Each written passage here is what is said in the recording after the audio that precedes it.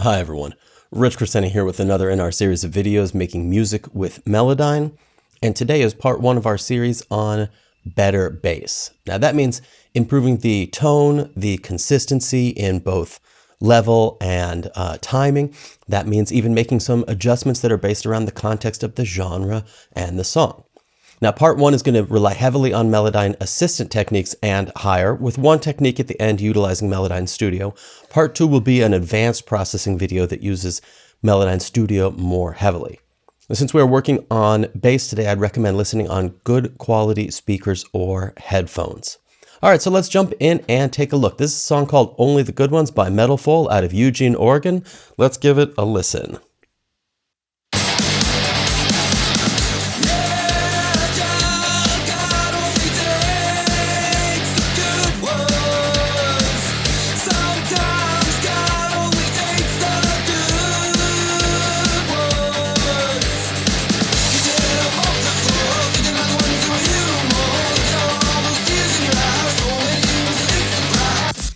Okay, great. A nice, very heavy, very driven song right there.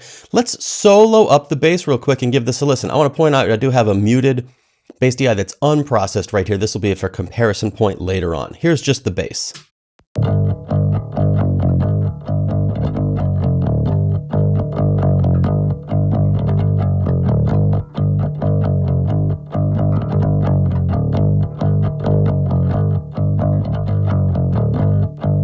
Okay, nice, a good quality bass DI track, but it's not quite the churning instrument of destruction that we are going to need it to be to match with a track like this.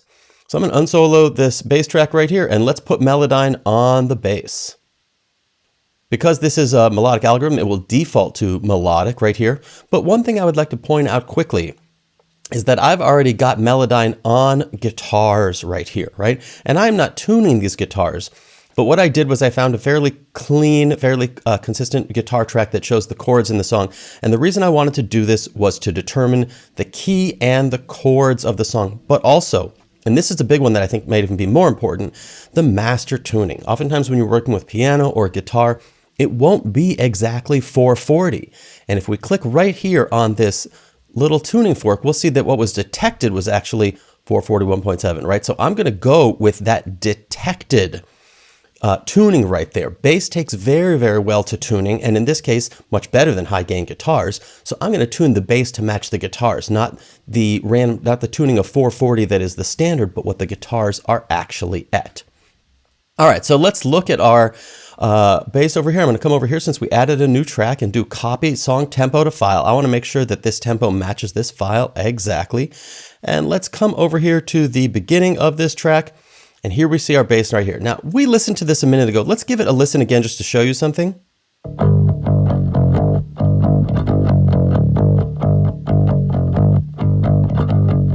Okay, this bass has a little bit of grind on it, a little bit of drive, a little bit of distortion. And I really want to make sure that our pitch is accurate right here. And since the melodic algorithm is really designed for vocals, what I'm going to do is come over here to this wrench, right? The note assignment mode. And I'm going to select all of these, and I'm going to make sure that robust pitch curve is turned on. This is a setting that we use when there's maybe a little bit of distortion in something, and it's a less fine algorithm that focuses more just on pitch. So I'm doing this right here to make sure that we get a better reading of pitch and make sure that our tuning is a little more accurate. You don't have to do this. I'm opting to do this because there's a little bit of grind on this bass. So now I'm going to come to my activation tool, and holding down Option, I'm just going to double click on this, and this will re-examine all of these notes with the robust pitch curve. And in a case like this with a little bit of distortion, I feel like this works a little bit better. Let's swing back over into our edit mode over here. And then what we can do is just come over here to our tuning macro, right? And I'll take the drift and move it all the way up. And I'm going to take this pitch center and move these all the way as well. Now, you may need to go through and look at it a little bit. Some of these notes may have gone to the closest note that they were to, as opposed to the note that's in the key of the song or works with the key of the song. You may have to check that a little bit. But in this case, let's give this a listen and just see how it sounds. Let's start off with our Melodyne bypass and see what changes this made.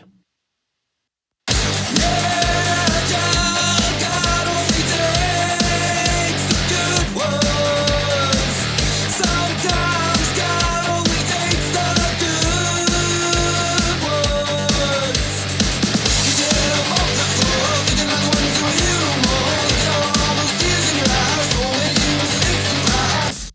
That is not a subtle change to me. That's really makes a big difference in the solidity and the consistency and how well it gels with the guitar. So pitch will be a big part of this. Now, another thing that I would like to look at right here is going to be our leveler macro. Right now, our leveler macro, if you remember, takes the notes that you have selected and finds a center point, and then louder notes can be brought down and softer notes can be brought up. However, oftentimes with softer notes being brought up, you can sometimes bring up some noise that you don't like. So what I like to do is set a loop and let it play, and then bring this up and find a good sweet spot for these quiet notes. Let's do that right here. I'm going to select all of these notes and hit play just with this soloed.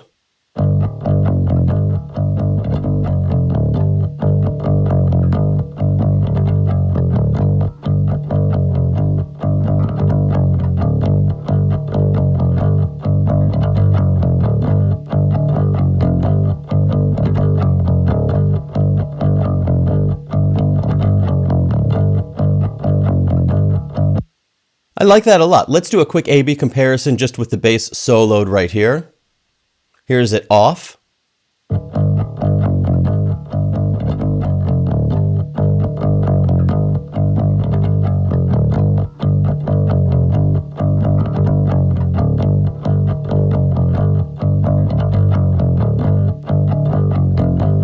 Yeah, I like that. That makes a big difference, right? We get all more consistent notes here. We've got better tuning, more consistent notes. This is going to really give this song a bigger, punchier bottom end that we are looking for right here. Now, since I have now adjusted these levelers, this is a technique that a lot of people sleep on a little bit right here. So if you come over here to your leveler tool, right, the Amplitude tool, you see all these gold lines right here, right? And just like our pitch tool has a transition, our leveler tool has a transition tool as well. If you hover over the end of any blob, you get this cantilevered X, and this allows you to slow down the transition of amplitude between any notes or speed that up a little bit right there. So this can actually sort of bury the attack of the note or bring out the attack of the note a little bit, right? Let's give this a listen. I'm going to select all of these and let this play, and I want you to show you how this kind of changes the attack of the notes.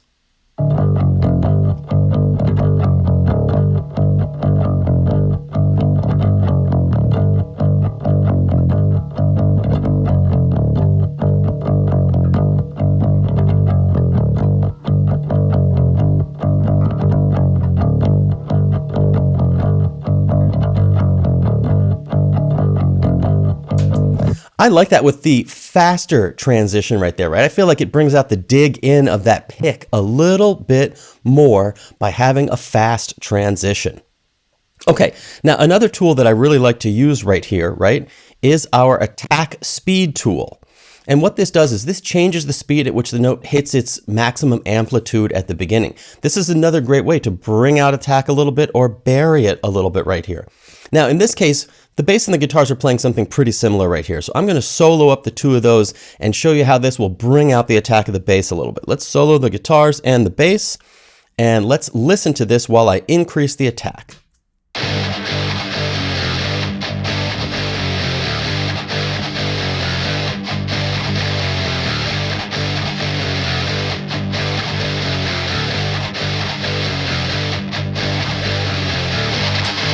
I'm going to undo this and redo this to show you the difference right here. Starting with it off.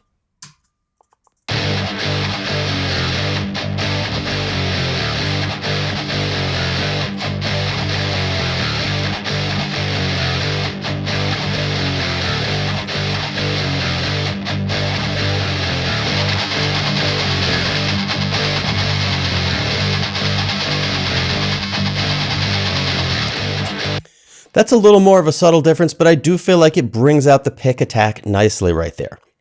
Now, another tool that I like to use right here is our Formant tool, right? Now, if you remember, the Formant is the unpitched portion of this right here. So this would include some of that pick attack as well.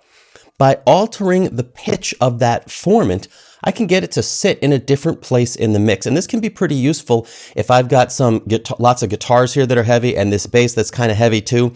Finding a good place for that pick attack to sit for the bass that's separate from the guitars might give us a little more separation. Let's listen to this here. I'm going to pull the Formant for this down and see if I can give a little more clarity between the bass and the guitars.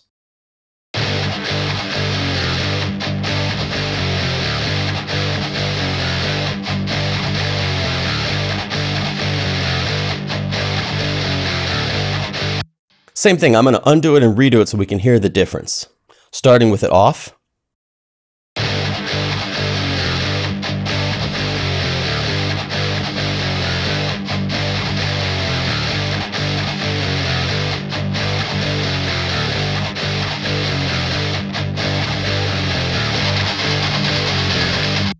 Another one that's maybe a little bit subtle, but I feel like it just moved the bass into a slightly different place in the mix right there, giving a little bit better separation between the bass and the guitars. Okay, so now I feel like this is in a really good spot right here, but I need to adjust the timing, and we could use the timing macro right here.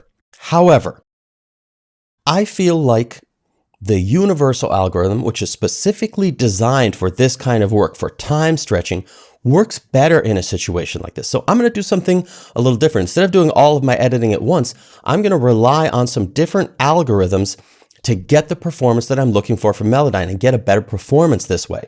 So what I'm going to do in this particular case right here is I'm going to come up here to this bass track and I'm going to commit it where it is. I'm going to come up and right click here and hit none and then commit to this.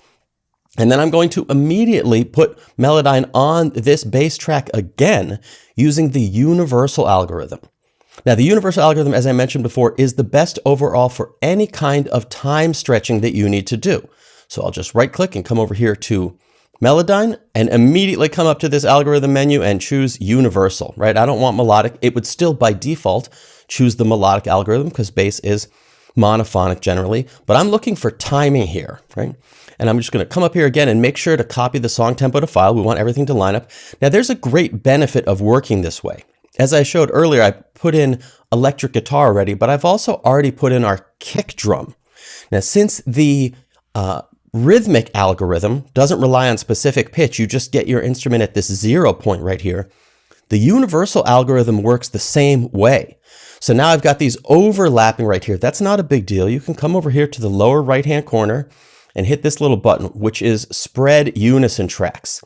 This is a great way to look at these because now what I've got is my kick and my bass very close together right here. It makes it very, very easy to make the kind of adjustments that I'm looking for. Now I want to get this bass tightened up with the kick drum, right? Let's come over here to this part of the song again and just give this a listen.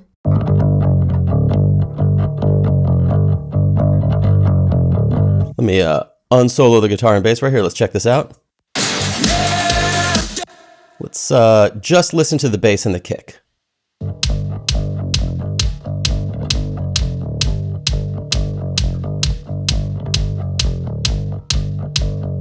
Okay, it's good, but I think we can tighten it up a little bit. So I'm going to select all of these bass notes, and I'm going to come up here to my timing macro. And in this case, since the kick tracks are all lined up with the lines right here, you could get pretty good results with that, but there's a few places where they aren't. So a feature that we have in Melodyne Studio is the ability to align one track to another. And this, again, does require Melodyne Studio. So I'm going to come over here to track and choose my kick drum. And now I'm going to adjust the timing of the bass to more closely match what the kick drum is doing right there. I may not go all the way. Let's just put it right there and see how this sounds. Let's listen to this.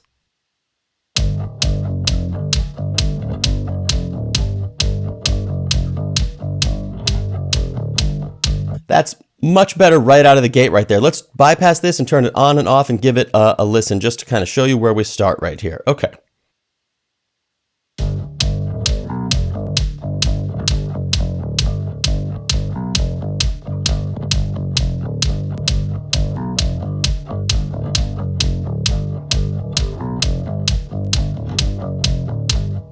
That's just much better, tighter, more consistent, gives a bigger bottom end overall. Now, because this is still an algorithm right here, there's something that I might do sometimes, right? Which is really come in here and take a look at this, because what we're going to see is the way that the front end of a note on a bass is defined is a little different than it might be defined on a kick, right? The kick has a very sharp attack, the bass less so. So I may actually come in here and select all of this and come over here to my timing tool, and then using Shift Command and the right or left arrow, I might nudge it a little bit forward or backward in time just to get the whole track sitting correctly in the groove. Let me do that just a little bit right here, and let's see if it makes a difference.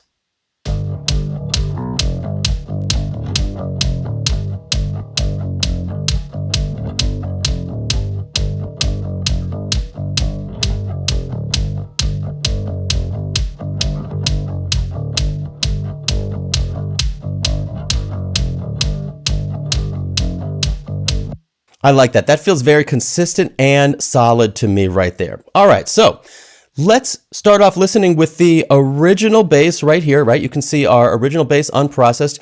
Let's compare this song with and without the changes, right? Starting off with the original bass.